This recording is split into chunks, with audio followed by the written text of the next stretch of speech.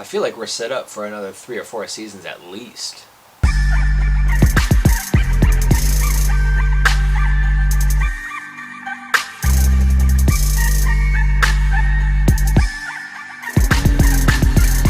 How's it? Welcome back to Tamba Takes Reviews. My name is Sean Tamba, and this is where I give you my take.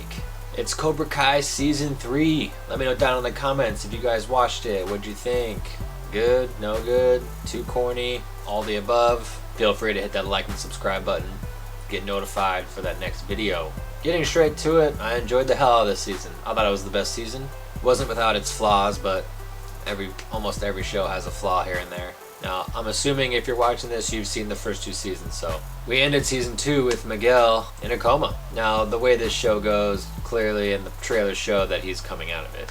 But Season 3, you know, it's kind of, it expands on the Karate Kid universe, while still incorporating new things for the kids. I shouldn't say kids, because they act reckless and shit. I guess kids do that, though. One of the best things about this show in general is it's very corny.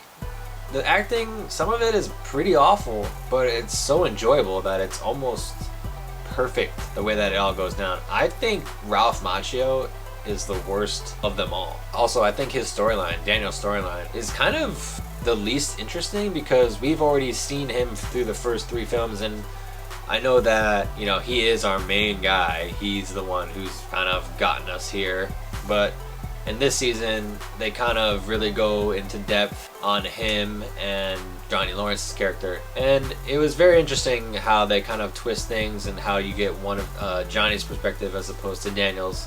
And it's not all one-sided. I want to say super in-depth, but it was very interesting the way that they kind of handled that.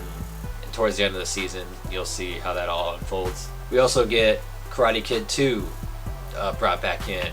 Daniel has to go to Okinawa for a problem that he needs to resolve. That whole thing, kind of entertaining, but also, you know, wanted more of the newer characters, and that was almost the whole episode of him kind of doing that. Not a terrible episode, but, you know, I preferred to kind of get on with the new. The fight choreography is very well done, very impressive. However, I don't want to be overcritical, but there's a couple of the actors who don't seem athletic enough to kind of do what all the other actors are doing. But they film it in a way so it makes it look like they're doing better than they actually are, which impressive, very impressive. There's also a very terrible soccer scene that I feel like I haven't really seen, besides The Big Green. If you know of another soccer movie that has better choreography than that, drop them in the comments. I would love to know. Overall, though, this was entertaining from beginning to end. They're, as you know, very quick half-hour episodes. You can binge this in a day. They also bring back some other characters from older times, and they go into the backstory of Kreese, which I assume they'll kind of bring full circle next season the way it ends. I wasn't too interested in him, but he's become the main villain of the show. So that's good, but also bad because he was such an asshole in that first one.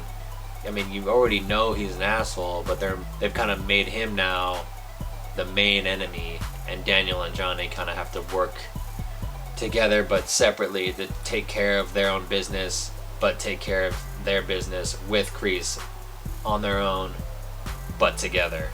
If that makes sense. I will say the timeline is kind of iffy. A kid's arm breaks, but I feel like he heals pretty quickly. Just a minor inconvenience there. And then we have Daniel's daughter Sam and her kind of inner demon facing Tori, who slashed her in the final fight of Season 2. And then they have a final fight.